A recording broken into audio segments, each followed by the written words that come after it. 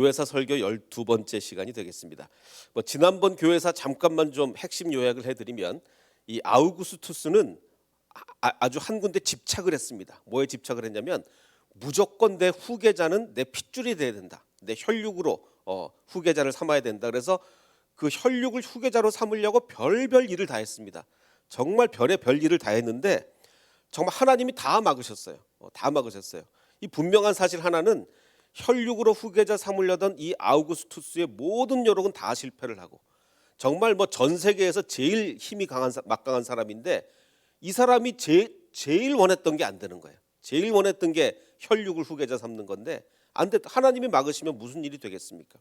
그래서 우리 읽었던 본문 지난번에 읽었던 본문처럼 열면 닫을 사람이 없고 닫으면 열 사람이 없는 그 하나님의 능력이 이 세상을 좌우한다. 이 세상을 좌우하는 것은 아우구스투스가 아니라 바로 하나님이라는 것을 이 사실을 통해서 우리가 지난번에 알게 되었습니다. 자, 오늘은 이제 몇 가지를 좀 궁금했던 것들을 좀 짚고 넘어가겠습니다. 사도 바울은 어떻게 로마 시민권자가 됐을까? 로마 사람이 아닌데 어떻게 로마 시민권을 갖게 됐을까? 그리고 또 하나, 그때 당시 사람들의 그 쓰던 동전에는 로마의 황제의 얼굴이 새겨져 있었죠. 그럼 이스라엘 사람들은 이 사람 얼굴을 새기질 않거든요. 그 십계명에 위배된다 그러고, 더군다나 그냥 사람 얼굴도 아니고 로마 황제를 내가 신이다, 그리고 신의 얼굴을 새긴 거다 이랬으니 이스라엘 사람들이 그 동전을 쓰기가 마음이 편했겠습니까? 그럼 그때 당시 이스라엘 사람들의 마음은 어땠을까? 그리고 또 하나, 예수님의 아버지가 이제 목수라고 했는데 목수로서 그럼 예수님의 아버지 요셉은 뭘 했을까? 그리고 또 하나, 자, 마리아와 요셉은요 유다 사람이에요. 유다 사람인데 저 위에 갈릴리, 그것도 아주 깡시골, 이 나사렛이면 시골 중에도 아주 깡시골인데 아니 유다 사람이 그 위에 저 북쪽에 그 갈릴리 그 나사렛 깡시골에서 왜 거기 살았을까? 엉뚱하게도 이런 것에 대해서 오늘 좀 생각을 해보도록 하겠습니다. 자, 먼저 첫 번째 질문이었던 사도 바울은 어떻게 로마 시민권을 갖게 됐을까? 그 카이사르가 암살된 후에 후계자 경쟁이 있었죠. 첫 번째 후계자로 자청한 사람은 누굽니까? 카이사르의 최측근이었던 안토니우스. 누군지 다 기억나시죠? 그리고 유언장을 카이사르가 나의 후계자는 옥타비아누스다라고 써놓고 죽었잖아요. 그러니까 유언장의 후계자라고 지목된 옥타비아누스와 카이사르의 최측근이었던 정말 잘 나가던 장군 안토니우스, 이 두 사람이 이제 경쟁을 벌이게 되는데 안토니우스 기억나시죠? 이 사람은 클레오파트라 때문에 망했어요. 이 클레오파트라가 없었으면 아마 안토니우스가 황제가 됐을 수도 있는데, 자, 근데 이 안토니우스가 이 로마 사람들은요 군사적 업적을 굉장히 중요시 여깁니다. 로마 사람들의 마음을 얻으려면 군사적인 업적이 있어야 돼요. 그래서 이 안토니우스가 군사적 업적을 얻기 위해서 다소 지역에 머물면서 원정 전쟁을 펼쳤습니다. 다소가 어디입니까? 사도 바울의 고향이거든요. 근데 여기가 어디냐면 지금의 터키 지역이에요. 지금의 터키 지역에 사도 바울의 고향이 있는데 여기 이 안토니우스가 머물면서 군사 원정을 펼치고 있었단 말이에요. 근데 이 다소 지방 사람들이 안토니우스에 굉장히 협조적이었어요. 아주 안토니우스를 잘 도와줍니다. 그래서 안토니우스가 고마워가지고 이 다소 지역 사람들한테 막 로마 시민권을 줬어요. 그래서 아마 100% 확실한 건 아니지만 거의 90% 이상의 확률로 사도 바울의 집안이 이 안토니우스 때 로마 시민권을 얻었을 거다. 안 그러면 이 다소에 살던 사람이 그 유대인이 로마 시민권을 얻기가 참 힘들거든요. 근데 아마 이 안토니우스가 다소에 있을 때 로마 시민권을 받았을 거다. 이렇게 이제 우리가 거의 아마 맞을 것 같습니다. 자, 그리고 또 하나, 이 이스라엘 사람들은 절대로 그 형상을 만들거나 십계명에 위배될까봐 그러지 않는데 이 로마 동전에는 로마 황제가 얼굴이 그려져 있으면서 내가 신이다 이렇게 써 있는데 그 동전을 쓰는 마음이 얼마나 좀 불편했겠습니까? 그래서 지난번에도 말씀드렸듯이 예수님이 그 동전을 갖고 와라 이러면서 동전 안에 누가 그림 그려져 있느냐, 가이사의 것은 가이사에게, 하나님의 것은 하나님께 바치라라고 했는데 예수님이 공생애를 하셨을 때 그때 로마 황제가 누구라고 말씀드렸죠? 티베리우스였습니다. 티베리우스가 그때 예수님이 공생애 기간 동안에 로마의 황제였어요. 자, 그런데 이 요즘은 우리나라 돈을 대한민국의 화폐를 어디서 찍어내죠? 조폐공사에서 찍어내는 거 맞죠? 조폐공사에서 찍어내는데 그럼 로마의 돈은 어디서 찍어내느냐? 로마의 돈은 이게 다 이 로마는 모든 게 종교하고 다 연관이 됩니다. 모든 게 종교하고. 그래서 조폐공사에서 돈을 찍어내는 게 아니라 신전에서 돈을 찍어내요. 어떤 신전이냐면 주피터의 아주 최고 신이죠. 주피터의 아내인 주노라는 여신이 있는데 그 여신을 섬기는 신전의 이름이 뭐냐? 모네타. 돌보다는 뜻이에요. 아마 여자 신이니까 돌보다라는 뜻의 그 여신을 섬기는 신전의 이름이 모네타인데 여기서 동전을 찍어냅니다. 자, 그런데 모네타의 마지막 두 알파벳을 Y로 바꾸면 뭐가 됩니까? 머니가 되죠. 실제로 이게 머니의 어원이에요. 머니가 여기서 나왔습니다. 모네타 그 성전에서 이 돈을 찍어냈기 때문에 나중에 이게 머니가 된 거죠. 자, 그러니 이제 이스라엘 사람들이 이 로마 황제가 그려진 그거 동전을 맨날 쓰면서 이게 굉장히 마음이 불편했겠죠. 자, 그런데 제가 얼마 전에 그 한국의 기독일보에서 난 기사를 하나 본 적이 있어요. 이게 얼마 전입니다. 2021년 11월이니까 1년 전이에요. 1년 전 기사에 예루살렘에서 2000년 전 쓰던 동전이 발견됐다. 근데 그거 더군다나 11살짜리 소녀가 발견했다. 뭐 이런 기사가 실렸어요. 그래서 이게 뭔가 이게 봤더니 바로 이 동전인데 자, 그럼 도대체 어떻게 이거를 고고학자가 발견하지 않고 11살 소녀가 발견했나 봤더니 그 이스라엘에 가면 이 고고학 체험 프로젝트 같은 거 한답니다. 학생들이 와서 막 이렇게 체험하면서 뭐 이렇게 뭐 발굴하기도 하는데 진짜 이게 발견이 된 거예요. 근데 이제 이 기사를 보면서 뭔가 좀 이상하다 싶었어요. 왜냐하면 이 동전의 제작 연도가 유대 로마 그 항쟁기 때 그 유대 사람들이 로마에 대해서 항쟁을 할 때 이게 AD 한 68년 요때거든요. 그때 동전을 발견했다 그러면서 이 사진이 나온 거예요. 그래서 아니 이상하다. 로마 유대인이 68년 정도 항쟁할 때 동전이면 이 동전이 아닐 텐데. 그래서 다른 기사를 찾아봤더니 여기 원래 미국 기사를 찾아봤더니 그게 아니고 바로 그 11살 소년이 이 소년인데 진짜 이런 거 체험 활동하다가 발견한 거예요. 근데 당연히 이 동전이 아니라 유대인들이 68년쯤에 잠깐 다시 또 그 로마로부터 약간 독립 비슷한 걸 했어요. 그래서 이 사람들이 정말 우리 로마 동전 쓰기 싫다. 로마 황제가 그려진 얼굴 동전 쓰기 싫다. 그래서 자체 동전을 제작을 한 거예요. 그걸 발견한 거예요. 그걸.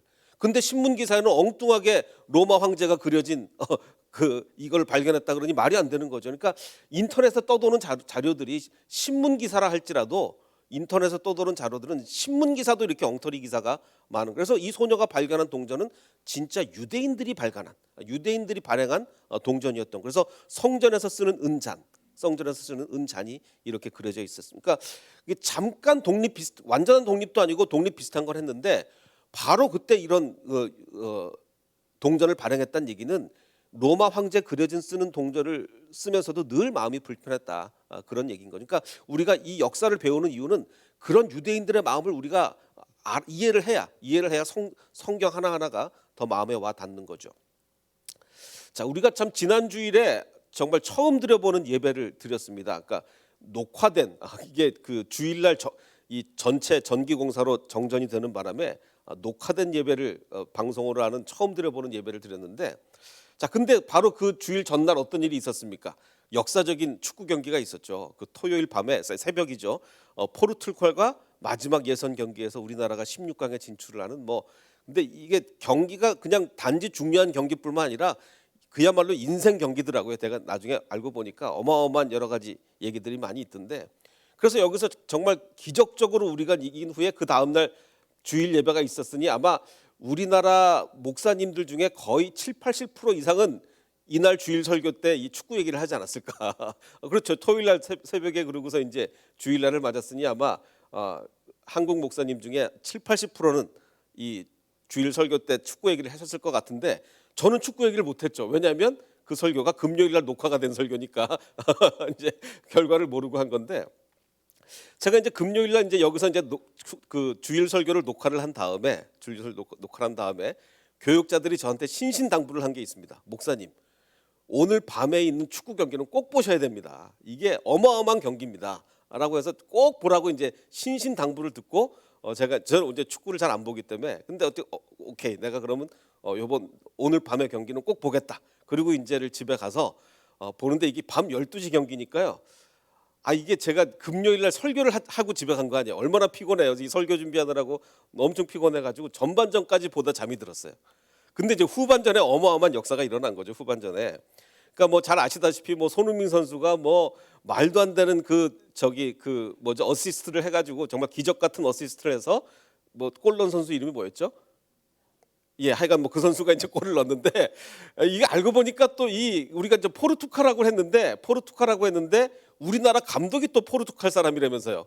뭐 그런 여러 가지 스토리도 있죠. 또 별의별 스토리가 다 있더라고요. 더군다나 우리나라만 이겨서 되는 게 아니고 가나가 져야 되는데 그것도 많이 지면 안 되고 또 적당히 져야 되고 뭐 별의별 변수들이 많이 있더라고요. 근데 또 가나가 또 그때 어느 나라고 했죠? 예, 우루과이랑 했는데 또 두 나라가 원수지간이고 하여간 별의별의 별 스토리가 다 있으니까 이게 정말 어마어마한 경기였다. 어마어마한 경기 이런 이제 생각이 들어요. 자, 그런데 그럼 세 가지로 구별을 해보겠습니다. 첫 번째는 이 16강 진출을 우리나라 이기고 나서 가나의 결과를 막 계속 기다리면서 생방송으로 본 사람이 느끼는 감동하고 저처럼 자고 일어나서 뉴스로 보는 사람이 느끼는 감동하고 자, 그리고 한 20년 후에 월드컵 역사를 보면서 많은 세월이 흐른 후에 한 2022년 옛날에 한국이 16강에 진출을 했었다. 이렇게 역사로 접한 사람하고 감동이 같겠습니까? 다르겠습니까? 이 감동이 같을 수가 없죠. 그래서 제가 그 다음 날 이제 교회 와가지고 우리 사역자들한테 얼마나 핀자를 들었는지 몰라요. 목사님 그 경기를 보셨어요? 거기서 설교가 10개는 나오는데 설교가 한 10개는 나오는 경기인데 그 경기를 안 보시면 어떡합니까? 그러니까 정말 안타깝더라고요. 이 세 사람이 느끼는 감동이 같을 수가 없어요. 자, 그런데 우리가 역사를 공부하는 이유가 뭡니까? 아무리 나중에 20년 후에 옛날에 2022년에 한국이 진출했다. 이거를 그냥 아는 사람도 이 모든 것을 다 그때 이런 일이 있었고 이런 일을 다 알게 되면 그래도 감동이 조금 더 오잖아요. 우리가 역사를 공부하는 이유가 바로 그겁니다. 그때 예수님 당시에 어떤 일이 있었고 어떤 환경이었고 그 사람들의 마음은 어땠고 이런 것들을 다 알고 성경을 보면 그냥 2000년 전에 기록된 성경을 그냥 보는 거하고는 감동이 달라지는 거예요. 물론 예수님을 직접 손으로 뭐 악수도 하고 만져보고 이랬던 사람하고는 같은 감동일 수는 없겠지만 조금이라도 우리가 성경의 감동을 느끼기 위해서 그래서 역사를 공부하는 겁니다. 자, 예를 들어서 또 하나 예수님의 아버지 목수 요셉은 무슨 일을 했을까? 자, 우리나라 말에 목수라고 번역된 이 헬라어가 뭐냐면 다들 그냥 뭐 아버지 따라서 예수님도 목수했을 것이고 이렇게 우리는 생각을 하는데 이 헬라어가 뭐냐면 텍톤이라는 헬라어입니다. 이거를 그냥 우리나라 말로 목수, 뭐 영어도 카펜터 이렇게 번역을 했죠. 그러니까 나무로 작업을 하는 사람이라고 영어도 그렇고 우리나라 말도 그렇게 번역을 하는 거예요. 번역.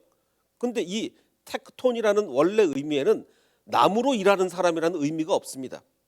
그냥 목공과 석공을 다 합쳐서 이렇게 부른 거예요. 그 돌을 쪼아서 이제 석공하는 사람, 뭐 목공하는 사람 다 합쳐서 부르는 이름이 텍톤인데, 그러면 예수님이 살았던 이 나사렛, 뭐 이쪽 지역 사람들은 나무로 집을 지었을까요? 돌로 집을 지었을까요? 거기는 나무가 별로 없어요. 사막이잖아요. 나무가 별로 없어요. 거의 다 집을 지면 돌로 짓지 나무로 집을 짓는 지역이 아닙니다.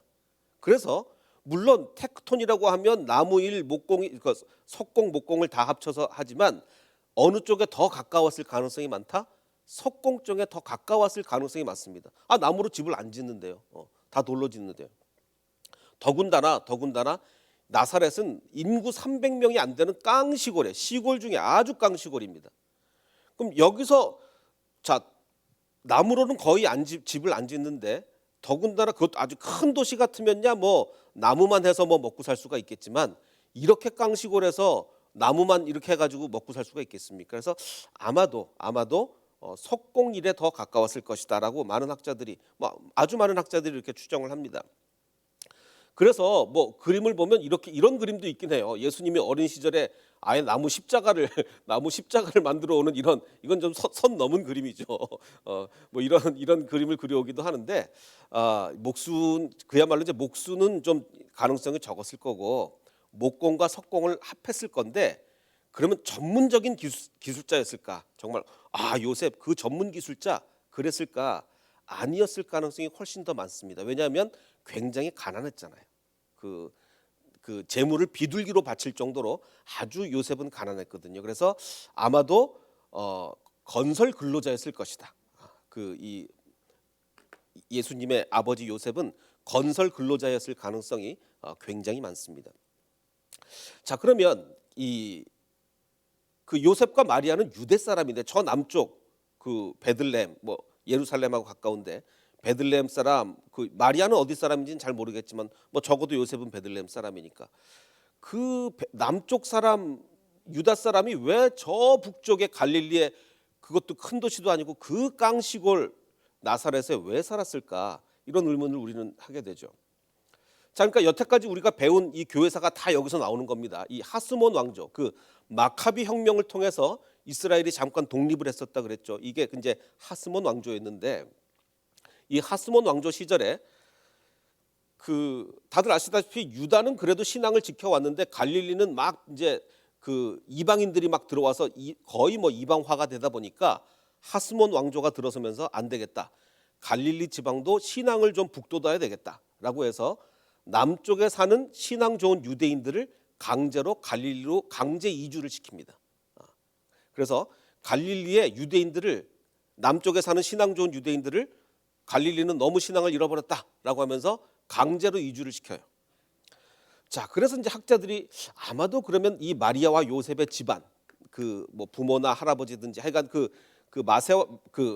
마리아와 요셉의 집안도 그 당시에 남쪽에서 갈릴리로 강제 이주되던 집안이 아니었을까? 뭐 그렇지 않고서야 갈릴리에 가서 살 일이 없으니까 이렇게 이제 추정을 하게 됩니다. 자, 근데 이제 여기서 문제는 있어요. 뭐가 문제냐면 보통 이렇게 강제 이주를 하게 되면 아주 깡시골에서는 안 살죠. 좀 큰 도시 그렇죠. 이제 뭐 우리가 다른 나라로 이민을 가도 깡시골로 잘 안 가잖아요. 큰 도시로 가야 뭐 일자리도 있고 하니까 보통은 큰 도시로 가는데 나사렛은 어떤 동네예요? 나다나엘이 얘기하기를 나사렛에서 무슨 선한 게 나올 수 있냐라고 얘기할 정도로 이 정도로 깡시골인데 그러면 강제 이주한 사람이 이런 깡시골에 왜 살았을까? 큰 도시가 아니고 또 여기서도 이건 제가 추정을 하는 건데 아마도 강제 이주를 한 후에 거기서도 좀 집안 형편이 너무 어려워져서 그래서 아주 깡시골로 가게 된 게 아닌가라고 이제 이렇게 추정을 해보게 됩니다. 자, 그러면 이제 이 나사렛이라는 지역이 어디냐? 나사렛 그 갈릴리 호수가 있고 이제 나사렛이 있는데 자, 나사렛 옆에 성경에는 나오지 않지만 어마어마한 대도시가 하나 있습니다. 어느 정도 거리냐면 나사렛에서 걸어서 그냥 갈 거리예요. 걸어서 그냥 출퇴근이 뭐 좀 멀긴 하지만 잘하면 출퇴근도 가능한 길이에 세포리스라는 엄청난 대도시가 있습니다. 아주 큰 도시예요. 어느 정도 하냐면 갈릴리의 수도였으니까. 그러니까 나사렛이라는 아주 깡촌인데 걸어서 한 6km 뭐 이 정도만 가면 그 갈릴리의 수도였던 세포리스가 나오는 거예요. 근데 이 세포리스는 성경에는 안 나옵니다. 자, 근데 이제 이게 원래 근데 이런 도시가 있었다라는 것만 알고 있었지 유적이 안 나와가지고 그럼 이게 기록만 있지 왜 유적이 없냐 그러다가 1931년에 그 미시간 대학교 연구팀이 이 세포리스를 발굴하기 시작했습니다. 그런데 알고 봤더니 진짜 그야말로 갈릴리의 수도였던 거예요. 어마어마한 유적들이 엄청난 도시였던 거예요. 대도시. 그래서 유적들이 이제 막 쏟아져 나오기 시작했습니다. 그러니까 알고 봤더니 이제 로마식 도시였기 때문에 그 몇천 명이 들어가는 극장, 뭐죠? 극장이 아니라 그 야외 공연장. 이건 발견 당시의 모습이고 나중에 이제 좀 복원을 했어요. 그 야외 공연장도 있고 뭐 각 집집마다 엄청나게 화려했습니다. 굉장히 잘 살았어요. 아주 뭐 화려하고 이랬는데 아주 유명한 작품이 하나 뭐냐면 한 귀족의 집안에 들어가 봤더니 귀족 집안에 이 바닥에 타일로 모자이크가 쫙 깔려 엄청난 작품이에요. 어마어마한 예술 작품이 바닥에 이렇게 그 모자이크로 쫙 깔려. 얼마나 부자였으면 굉장히 잘 살았죠. 그래서 이 여인의 별명이 있습니다. 이 여자가 아주 신비한 미소를 띠고 있고 이래서 이 여자의 별명이 붙었어요. 갈릴리의 모나리자다라고 하는 별명이 붙을 정도로 이 하여간 이 세포리스라는 도시는 나사렛의 그 깡시골 나사렛에서 뭐 불과 몇 킬로만 더 걸어가면 되는데 엄청난 대도시였습니다. 자, 근데 역사적으로 무슨 일이 있었느냐? 헤롯 대왕이 BC 4년에 죽자 그 헤롯이 워낙 이제 강력한 왕이었으니까 헤롯이 딱 죽고 나서 이 사람들이 유대 사람들이 반란을 일으킨 거예요. 헤롯이 죽었다. 우리 한번 반란을 일으켜 보자. 그래서 갈릴리의 유다, 이제 그 예수님의 제자 유다가 아니고 갈릴리의 유다라는 사람이 반란을 일으킵니다. 그래서 이 세포리스를 중심으로 반란을 일으켰어요. 뭐 근데 당연히 이제 로마가 그러면 반란을 진압을 하죠. 로마 황제가 세포리스의 반란을 진압해라. 그래서 이제 엄청난 이제 사륙 작전이 벌어지게 되는데, 그래서 이 반란에 참가했던 사람을 십자가에 못 박았습니다. 십자가는 예수님만 달린 게 아니라 그때 당시 엄청난 많은 사람들이 십자가에 달렸는데 몇 명이 십자가에 달렸냐면 2,000명이 십자가에 달렸습니다. 2,000명. 어마어마한 숫자죠. 도대체 그럼 십자가의 길이가 여기서부터 얼마나 길이가 길었을까요? 쫙 십자가를 늘어놓는데 2,000명을 십자가에 못 박았으니 엄청난 거죠. 근데 이게 성경에도 있어요. 성경에 보면 사도행전에 이런 얘기가 있죠. 자, 그 후 호적할 때 갈릴리의 유다가 일어나, 바로 이거예요. 갈릴리의 유다가 일어나 백성들을 꿰어 따르게 하다가 그 반란을 일으켰다가 망하고 나니까 백성들이 다 흩어지더라. 이거 이제 사도행전에 있습니다. 그러니까 이 세포리스에서 이런 반란이 일어났던 거예요.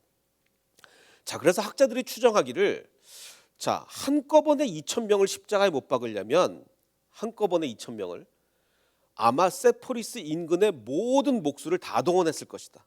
한꺼번에 2,000명 십자가를 만들어야 되는데, 자, 그러면 예수님의 아버지가 요셉이 목수이자 석공이자 뭐 그랬는데, 자, 이때 당시에 어디 있었습니까? 처음에 태어나자마자는 천사가 나타나서 야, 헤롯 대왕이 너를 죽이려고 하니까 애굽으로 도망가라. 그래서 애굽으로 도망갔잖아요. 그래서 이제 헤롯 대왕이 죽으니까 헤롯 대왕 죽었다, 돌아가라라고 했더니 요셉이 뭐라 그래요? 아, 지금 거긴 유다 지형은 너무 악랄한 왕이 헤롯의 아들 중에 너무 악랄해서 내가 글로 못 갑니다. 원래 살던 나사렛으로 가게 해주세요. 그래서 나사렛으로 갔잖아. 바로 이 세포리스 옆으로. 자, 그러면 헤롯 대왕을 피신해서 애굽으로 갔다가 예수님의 가정이 나사렛으로 세포리스 바로 옆으로 돌아왔는데, 그러면 예수님의 아버지 요셉도 이 십자가를 만들었을까? 타이밍이 직전 아니면 직후입니다. 그러니까 세포리스에서 엄청난 반란이 일어났고 2,000명이 십자가에 못 박혔고, 그러면 예수님의 아버지 요셉이 예수님 데리고 나사렛으로 돌아왔을 때 거의 비슷한 시기예요. 직전일 수도 있고 직후일 수도 있어요. 그러면 어쩌면 이 예수님의 아버지 요셉은 2,000명의 십자가 중 몇 명의 십자가를 만들었을 수도 있어요.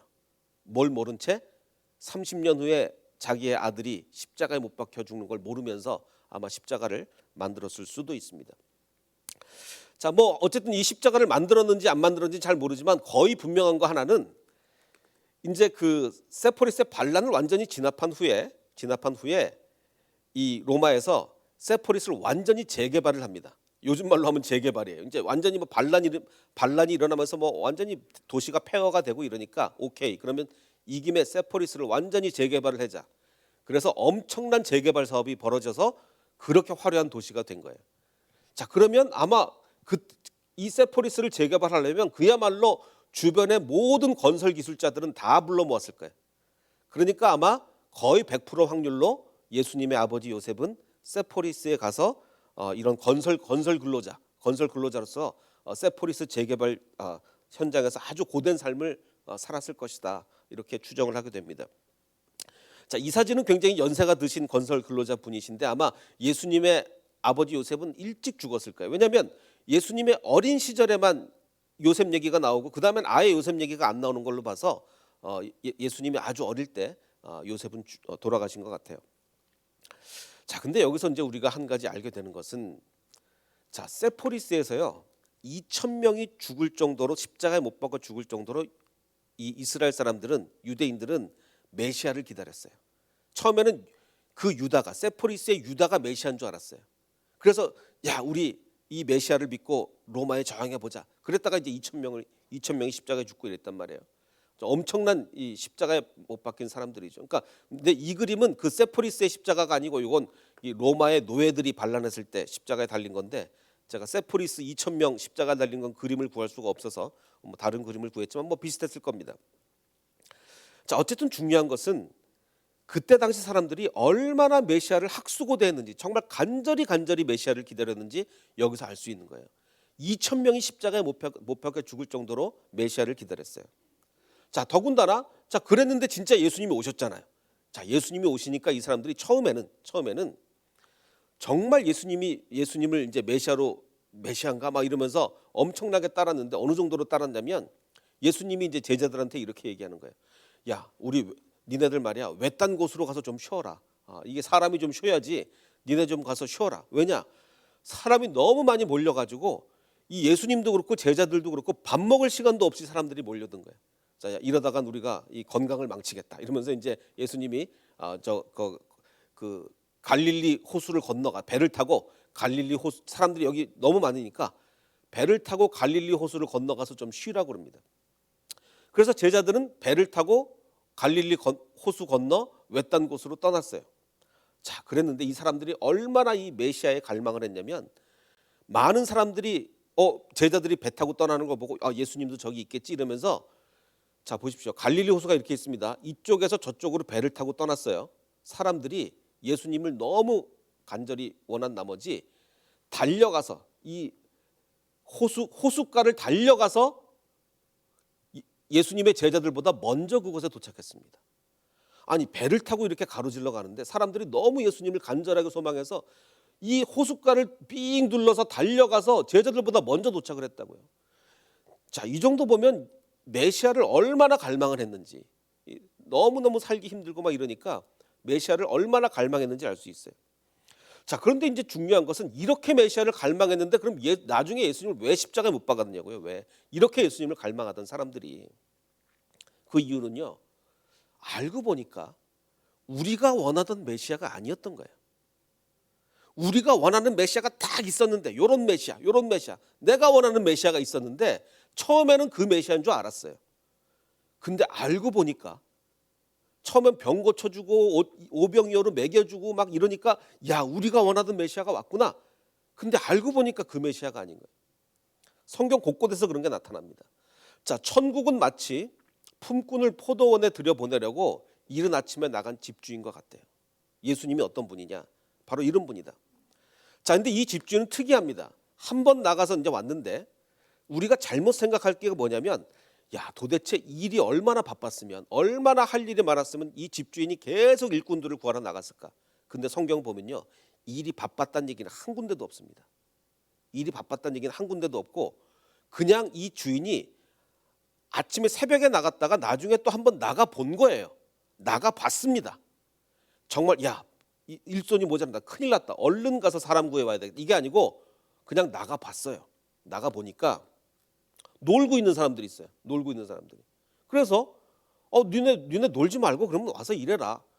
완전히 다르죠. 큰일 났다, 일손이 벌써 큰일 났다, 어서 가서 빨리 사람 구해와야 돼, 이게 아니고 그냥 나가 봤더니 놀고 있는 사람이 있어요. 놀지 말고 와서 일해. 이렇게 된 거예요. 내가 니네들한테도 임금 줄 테니까 일해. 이렇게 된 거죠. 자, 우리가 또 이 당시의 역사를 알면 또 해석이 더 잘 될 수가 있는데, 역사가 주는 해석 팁이 뭐냐?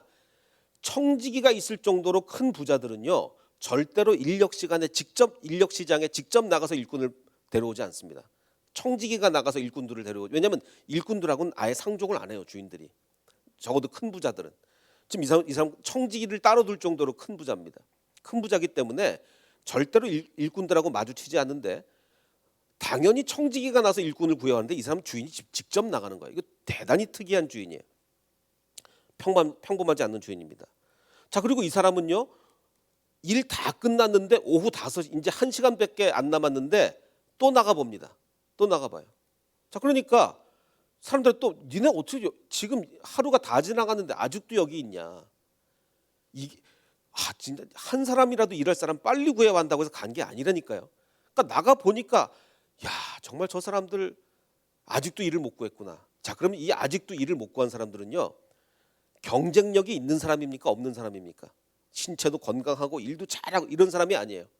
정말 일 못하는 사람들이에요. 그러니까 다른 사람들은 다 불려 뭐 할 사람 몇 명, 뭐 할 사람 몇 명 다 불러갔는데 너무너무 능력도 없고 이래가지고 그냥 하루 종일 거기서 있는 사람이에요. 그래서 어찌하여 니네들 종일토록 여기서 놀고 있느냐 물어봤더니 당연히 우리가 지금 보십시오. 우리는 뭐 능력도 없고 뭐 체력도 딸리고 아무도 우리를 써주지 않습니다. 아무도 안 써줘요. 그러면 일로 와라. 일하게 해줄게. 이렇게 된 겁니다. 완전히 개념이 다른 주인이에요. 자, 그래서 이제 일이 끝나고 나서 마지막에 1시간 남겨두고 온 사람들이 하루치 완전 임금을 다 받아가는 거예요. 1시간 남겨두고 온 사람이. 그러자 이제 먼저 온 사람들이 야 그럼 우리가 더 받겠구나 이랬는데 똑같이 한 데나리온씩 받으니까 먼저 온 사람들이 원망을 합니다. 이게 뭐냐? 원망을 해요. 이런 법이 어딨냐? 자, 이건 뭡니까? 지금 이 일꾼들 입장에서는 먼저 온 일꾼들은 뭡니까? 능력 있는 사람들이에요. 누가 봐도 딱 저 사람들 일 잘하게 생겼다. 제일 먼저 뽑혀온 사람들이죠. 아주 경쟁력 있고 능력 있는 사람들이에요. 자, 이 사람들 입장에서 볼 때는 자기들이 원하던 고용주가 아니에요. 능력자를 우대해주고 능력 없는 사람들은 저기 그냥 밥이나 한 끼 먹여주는 이런 고용주를 바랬죠. 자기는 능력이 있으니까 최고의 대우를 받고 이러길 바랬는데 다 똑같이 대해주는 거예요. 자기들이 원하던 고용주가 아니에요. 그러니까 뭘 합니까? 원망을 합니다. 자기들이 원하던 고용주가 아니니까 원망을 하는 거예요. 그러자 주인이 이렇게 얘기합니다. 여기서도 아주 이 주인 정말 희한해요. 이상한 주인이에요. 이 일꾼들에게 이 부자가 원래는 부자들은 일꾼들 얼굴 만나주지도 않는다 그랬죠. 친구여라고 부릅니다. 이상한. 우리는 그냥 성경을 읽을 때 그냥 그런가 보다 했는데 이때 당시 2000년 전으로 돌아가 보면 이거 말도 안 되는 주인이에요. 이런 부자가 일꾼들에게 친구여라니. 친구여, 내가 너한테 잘못한 것이 없다. 원래 우리 임금 약속을 한 데나리온은 하지 않았느냐. 네 걸 가지고 가라. 이게 내 뜻이다. 내 뜻이다. 나는 이러려고 그 사람들을 채용할 거다. 그 사람들 가족들에게 한 끼 밥 먹여 주려고 그 사람들을 채용을 한 거다. 그래서 난 그 사람들의 임금을 다 준 거다. 완전히 개념이 다른 주인이에요. 예수님은 이렇게 오신 겁니다. 이 당시 사람들은 어떤 자기네들이 원하는 메시아가 이런 메시아가 와야지. 근데 전혀 다른 메시아가 온 거예요. 그러니까 받아들이지 않고 십자가에 못 박아 버린 겁니다. 우리가 교회사를 공부하는 이유가 뭐죠? 예수님 그때 태어나 가지고 정말 예수님이 오병이어 나눠질 때 예수님 거 받아 먹고 정말 예수님의 부활을 눈으로 체험하고 정말 이렇게 직접 체험한 사람하고 또 예수님과 동시에 살았지만 예수님을 보지는 못하고 그냥 예수님이 이런 일을 했대라고 들었던 사람, 기독교 역사를 공부할 필요도 없이 그냥 그 당시에 살았던 사람, 굉장히 정말 큰 감격을 누리겠죠. 그런데 지금은 2000년이나 세월을 흐른 후에 2000년 전 일을 우리가 배우는 사람 어떻게 같겠습니까? 그 감격이 어떻게 같겠어요? 근데 교회사를 계속 배우는 이유는 뭐예요? 역사를 계속 배우는 이유는 조금이라도 그 시대에 조금 더 가까이 가서 그 사람들이 느꼈던 걸 같이 느끼려고. 이게 교회사를 공부하는 이유예요. 조금이라도 더 올라가서 그들이 느꼈던 것을 같이 느끼려고 하는 겁니다. 자, 그런데 교회사의 역할은 여기까지고 그 다음에 아예 예수님을 처음에 진짜로 만났던 사람과 동일한 은혜를 누리게 하는 게 있습니다. 그게 성령의 역사예요. 우리가 교회사를 배운 것에 더해서 성령님이 역사하시면 정말 예수님을 직접 만난 사람과 동일한 은혜와 감격을 우리가 누리게 되는 것이죠. 그래서 교회사의 교훈은 뭡니까? 이스라엘 백성들은요 정말 간절히 메시아를 기다렸어요. 수천 명이 십자가에 못 박혀 죽으면서까지 메시아를 기다렸고 또 예수님의 제자들이 배를 타고 건넜는데 달려가서 먼저 도착할 정도로 간절히 메시아를 기다렸어요. 그런데 알고 보니까 임마누엘 예수는 자기들이 원하던 메시아가 아니었던 거예요. 자, 그러면 내가 믿는 예수 그리스도는 내가 원하는 메시아인가? 우리는 이걸 반드시 점검해 봐야 됩니다. 나는 이런 메시아를 원해. 예수님이 그런 것 같아서 내가 믿어. 이러면 안 되는 거죠. 예수님은 나는 이런 메시아다. 너희들이 나를 따라라. 이렇게 얘기하시는 것이지 내가 니네들이 원하는 메시아가 되어줄 게가 아닙니다. 그래서 우리는 정말 반드시 점검을 해야 됩니다. 내가 믿는 예수 그리스도가 내가 원하는 메시아인지 아니면 진짜 이 땅에 참 그리스도로 오신 메시아인지를 잘 구별해서 정말 진짜 메시아를 받는 우리가 되었으면 좋겠습니다. 그래서 아까 우리가 불렀던 찬양, 이제는 내가 없고 오직 예수님만. 무엇을 얘기합니까? 예수님을 믿을 때는요, 이제 내가 원하던 게 다 없어져야 되는 거예요. 내가 원하던 것, 내가 바라던 것, 그게 다 없어지고 예수님이 우리에게 뭘 원하시는지, 메시아가 우리에게 뭘 원하시는지를 그것을 깨달아서 이제는 내가 주님과 함께 십자가 위에 죽었으니 내가 산 것이 아니요 주님께서 사신 것이라고 고백하는 저와 여러분이 되시기를 주님의 이름으로 축원합니다.